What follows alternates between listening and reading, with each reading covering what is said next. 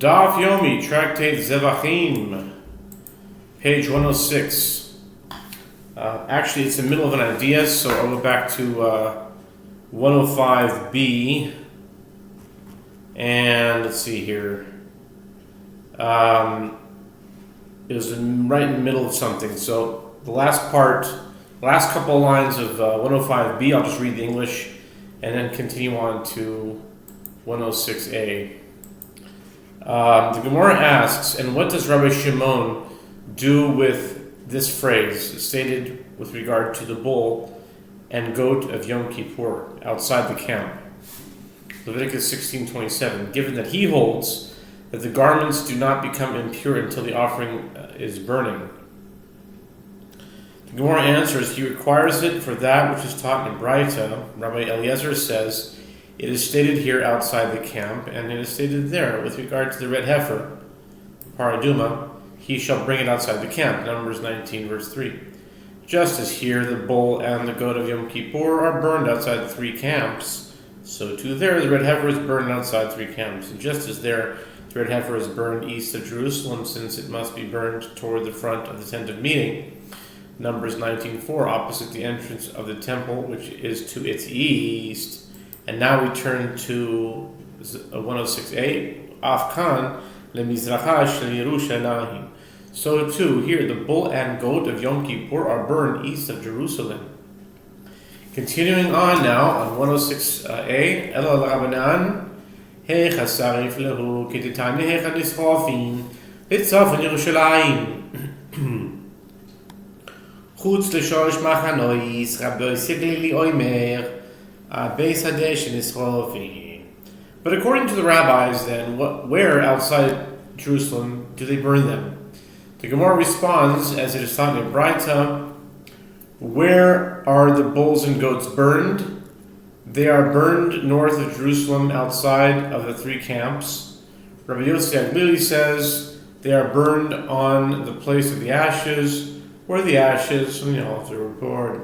Amar Ravi, man telling the Palik, Rabbi Eliezer ben Yaakov, Netanya al Shefech Hadeshen Nisorev, Shehei Sham Deshen, Sheyagdim L'Sham Deshen, Rabbi Eliezer ben Yaakov Omer, Shehei Mikomo Mishupach. Rava said, who is the Tana who disagrees with Rabbi Yehoshua? It is Rabbi Eliezer ben Yaakov. As it is taught in a Braita, the verse states with regard to bulls that are burned, where the ashes are poured out, Shefech Hadeshen, shall it be burned. Leviticus 4:12. This teaches that ashes must be there already when the bulls are burned. Rabbi Eliezer ben Yaakov says, this verse teaches that its place should slope, Mishupach, downward, so that the ashes from the burning will slide downhill. Abaye said to Rava, perhaps they disagree only about whether the place must slope, but Rabbi Eliezer ben Yaakov agrees that it must be the place where the ashes from the altar were deposited. Tanu Rabbanan, asod b'tam v'godim, the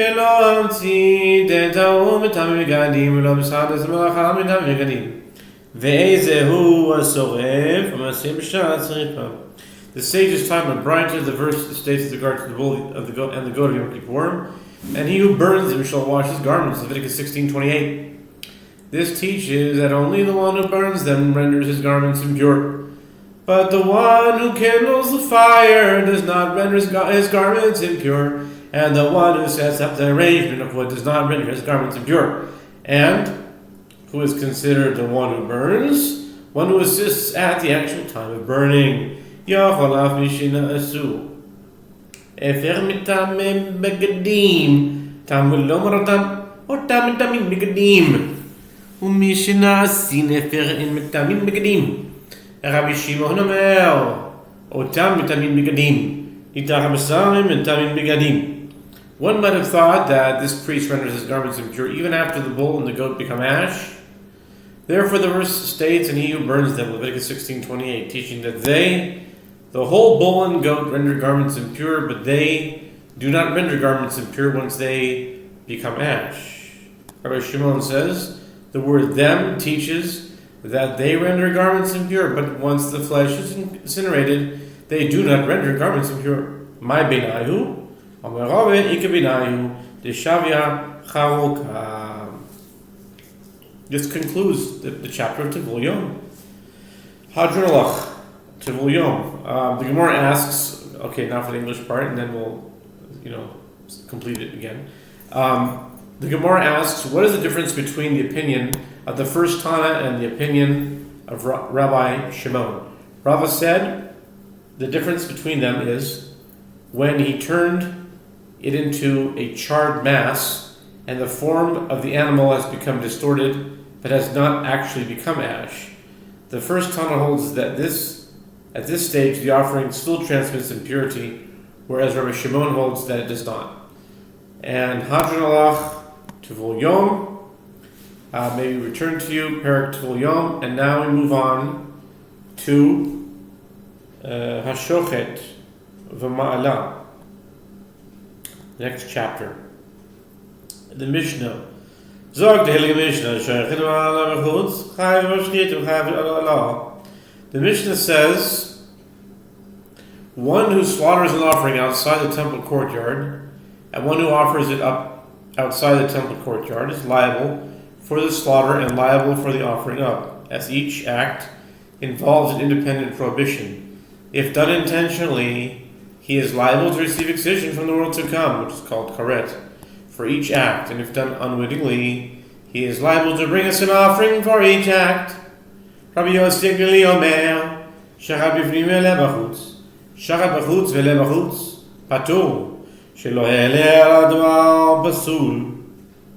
אמרו לו, אף השתוקק בפנים ומעלה בחוץ, כיוון להוציאו פסלו. Rabbi Yosef Gili says if he slaughtered an offering inside the courtyard and then offered it up inside the courtyard, he is liable. But if he slaughtered it outside, thereby rendering it unfit, and then he offered it up outside, he is exempt for the offering up, as he offered up only an item that is unfit, and one is liable only for offering up an item that is fit to be offered up inside the temple. The rabbi said to him, according to your reasoning, even a case where he slaughters it inside and offers it up outside, he should be exempt, since the moment that he took it outside the courtyard, he thereby rendered it unfit. Yet in such case, he is certainly liable for offering it up. So too, one who slaughters an offering outside and then offers it up outside is liable. Hatame shochel ben kodesh tameh ben kodesh doyer chayav. Rabbi Yossi Agli Omer, tameh shochel doyer chayav, v'tameh shochel tameh patur. Shelo yochel el advar tameh amru lo, af tameh shochel es hatoyer, kivan shenoga bo timoru.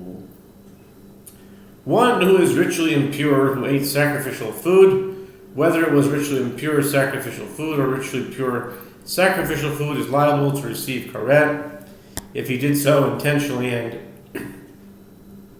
to bring a sliding scale offering if he did so unwittingly. Rabbi Yosef Glili says, an impure person who ate pure sacrificial food is liable, but an impure person who ate impure sacrificial food is exempt, as he merely ate an impure item, and the prohibition against eating sacrificial food while one is impure applies only to pure sacrificial food. The rabbi said to him, according to your logic, this halakha would apply even in a case of an impure person who ate what had been pure sacrificial food, because once he touched it, he thereby rendered it ritually impure. Yet, in such a case, he is certainly liable for eating it. So, too, an impure person who ate impure sacrificial food is liable. Okay?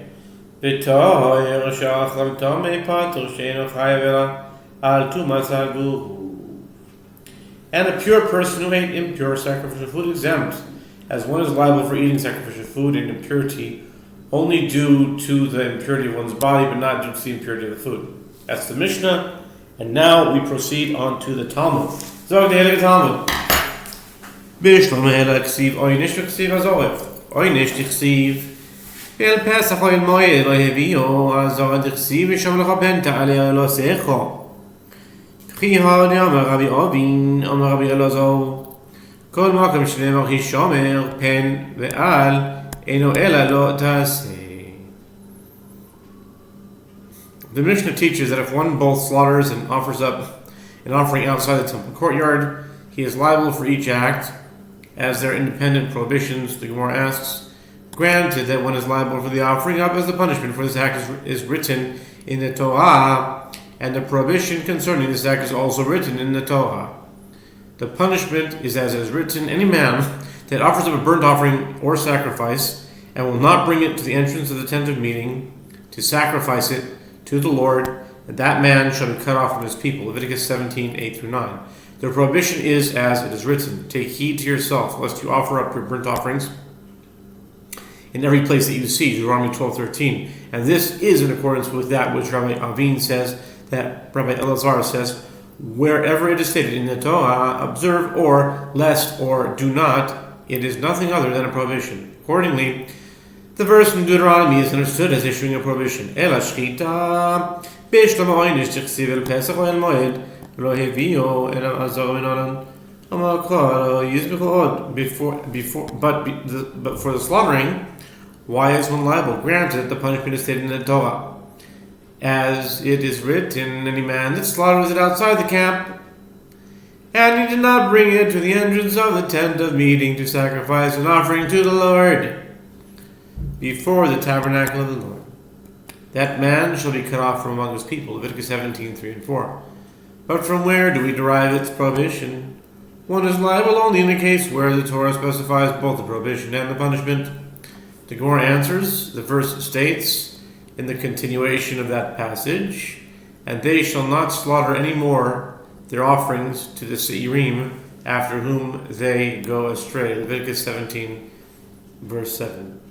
Hai mi boile lechid Rabbi Elazar, diamar minai lezavech behema lemalkulis, shu chayav. Dichtiv velo yizbechu od et zivchehem. Im eno inyan lechedarka, tichsiv echa yavdu, teneu inyan leshelo kedarka. The Gemara questions the use of this verse as a source, but this verse is necessary for the purpose of expounding in accordance with the statement of Rabbi Elazar, as he says, from where is it derived with regard to one who slaughters an animal as an offering to Mercury, a pagan deity,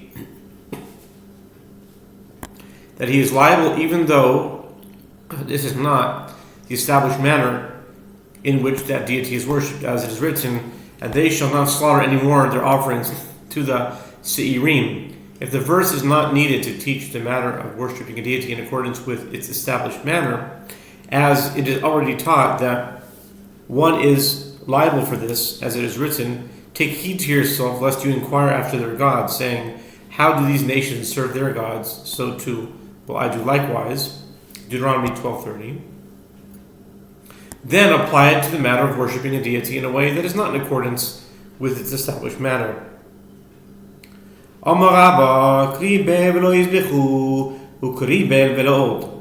said, both halachot can be derived from the same verse. Read into the verse as though it stops after the phrase, and they shall not slaughter, Leviticus 17, verse 7, and relates to the prohibition against slaughtering outside the temple courtyard, which was mentioned in the previous verses, and also read into the verse as relating to the verse's continuation, and not anymore their offerings to the Seirim. It says, V'lo yizbechu, v'lo od. And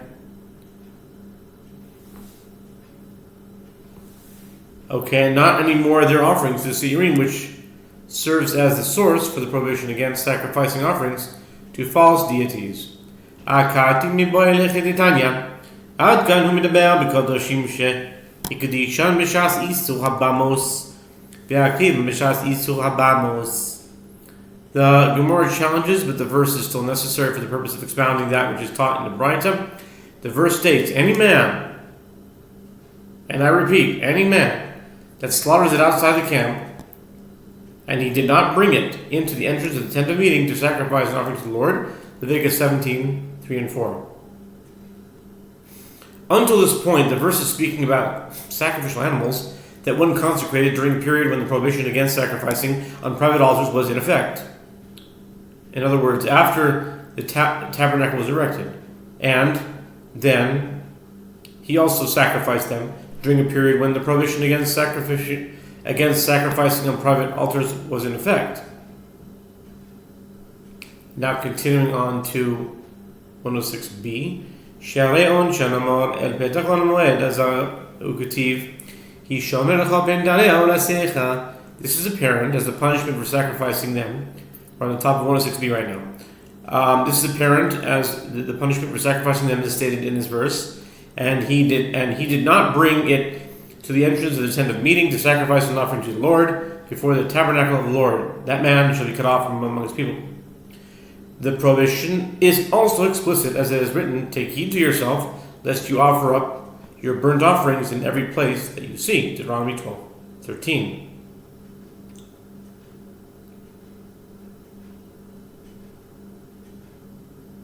Okay, we'll stop here. Start next off.